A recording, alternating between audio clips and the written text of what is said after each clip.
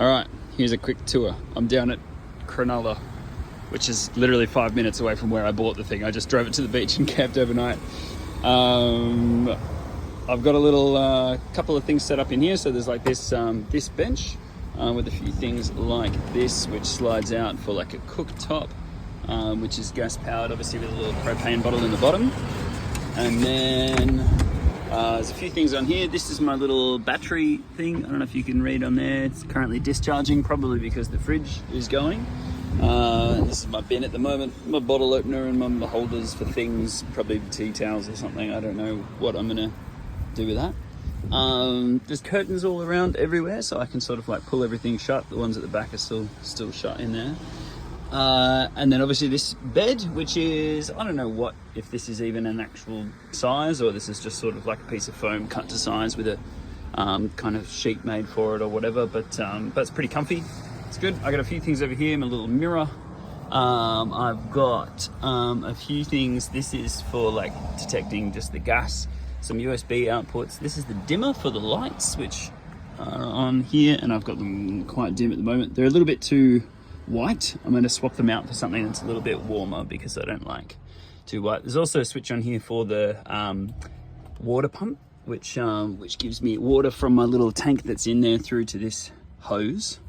And then I've got a little bit of storage in here. I've just kind of thrown some stuff in all around with a few bits and pieces, and this is where the battery and that kind of stuff is. So this, I can plug like a solar blanket in, which I've got in the back, and it also will charge off the alternator and that kind of stuff as well. A bit more storage in here that I haven't figured out what to do with. Just thrown a few like food bits and pieces and that kind of stuff in here. Little bug light and camp torch and stuff like that. My fridge, I think it's 45 litres. So I'm going to bring this out here. And then I don't think I got much in here at the moment, but so he's just chilling. I'm guessing that's the main reason that this is drawing 3.7 amps at the moment. But if I throw the solar blanket out, it offsets the fridge and then some as well, and will actually charge the battery while everything's running. Other thing I've got up here is controls the fan. So this is pretty much all like a automatic kind of situation. So if I go, what am I, auto, off? What am I on? Yeah, it'll sort of automatically do all of its stuff. And it has like different modes for like intake and exhaust, and I can put it on auto and it'll just sort of manage things automatically based on what the inside and outside temperature are. It's also rain sensing as well, so if I leave it open, like say through the night, it will figure itself out and close itself and that kind of thing, so I don't end up with a wet bed. Then I've got just like a few things along here, like storage and that kind of stuff. I've just started throwing random things in. Under here is some more electronic bits and bobs behind this. Little reading light at the back. And then these, I've just sort of thrown all my bags in here now, but there's two of these back to back, these kind of drawer systems. What have I done? Why have I locked it? How have I locked it? Which I've just chucked some shoes in, but there's sort of a fair amount of storage with these. The guy used to chuck his surfboard on top of here, which is why it's all quite open underneath. And then, yeah, there's some more little bags once you've got this door open that are pretty accessible. And there's a couple of windows at the front, but not at the back, which is kind of good, I think, because you can have shelving, and you also just would have the windows blacked out most of the time anyway. What I am keen to do though is maybe put up in here like an awning style window, so I could draw curtains across the bottom potentially, or black out the bottom, and have the awnings kind of open to let in some light but still have the privacy. And then this, that goes across all the front here. In the cab itself is all pretty clean. The seat covers on it, but the seats are actually in all right condition. The guy was just a bit like anal, which is good.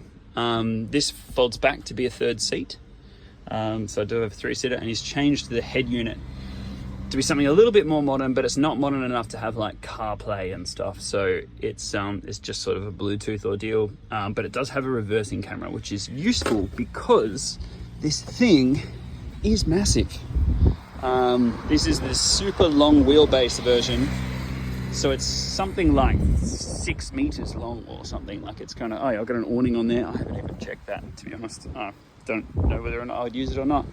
And he's changed the wheels out, and he's put about as big a wheels as you can get on here to sort of smooth it out, and put all-terrain tires as well.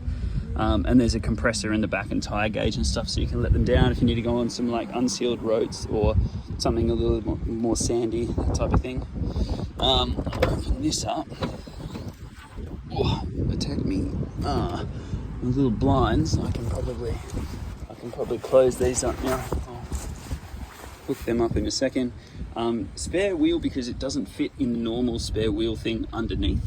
There's another one of these. So I've got a few things in here. This is my little battery that I had before, which is pretty cool. It's got a little 240 volt thing on it and stuff. But I've got battery charger for 240 volts, some of the pegs for the awning, that type of thing. I've got a solar blanket, a little pop sink thing. This is an inverter that I'll probably actually install up where the electronics are, so I can get a 240 volt outlet just off the mains. It's only a little one, so I'm not going to be running any induction cooktops or anything off it, but for just random little stuff that I might need to plug in, it's fine. Those like appliances that don't run off USB-C. Up in there's my little water. I'll probably need to up the amount of water that I can carry. I'm at 20 litres at the moment.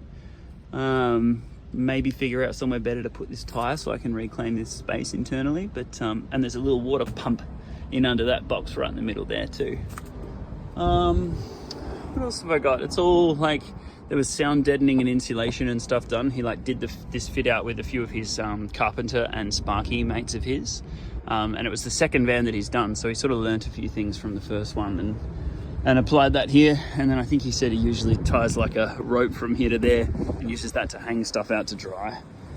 There's a few hooks and stuff inside that you probably saw. So I do have the tow ball, and I'm thinking about whether or not I actually, depending on how much I need to access the back, I could put like a thing for a bicycle or even a motorbike, possibly like mount that on the back, so I could park this up and then go exploring from there. So yeah, there's doors on both sides, so it opens up all the way through, makes it nice and kind of airy.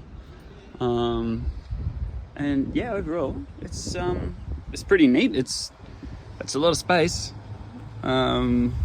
Certainly in comparison to some of the other ones I looked at, like Hyundai i-Loads and that type of thing, which the roof would be super low and you'd basically be just crawling in from like here to there, and you'd just be sort of like bunking in there, and it just sort of felt like you're in a coffin. So this feels a little bit more livable for longer periods of time than just sort of, I want to be able to park up somewhere and sleep. So yeah, it's done I think 260,000 Ks. There's a couple of things I want to get to here with some little chips and stuff that have just a little bit of rust happening, so I want to kind of prevent that, and I'll just patch those up a little bit, put some rust converter on it and that kind of thing.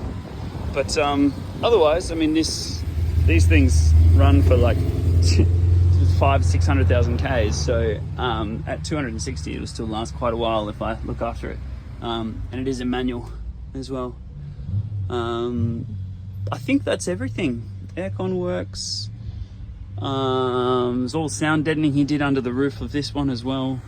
So it's all kind of like, yeah, it's all kind of done and serviceable, but there's still, it's not so precious that I couldn't DIY a few things myself, as I'd like to do with these windows. Probably solar panels on the roof, and or possibly even like a little skylight, just because one of the vans I saw had those.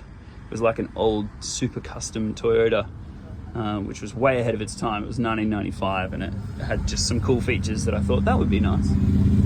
So yeah, that's it.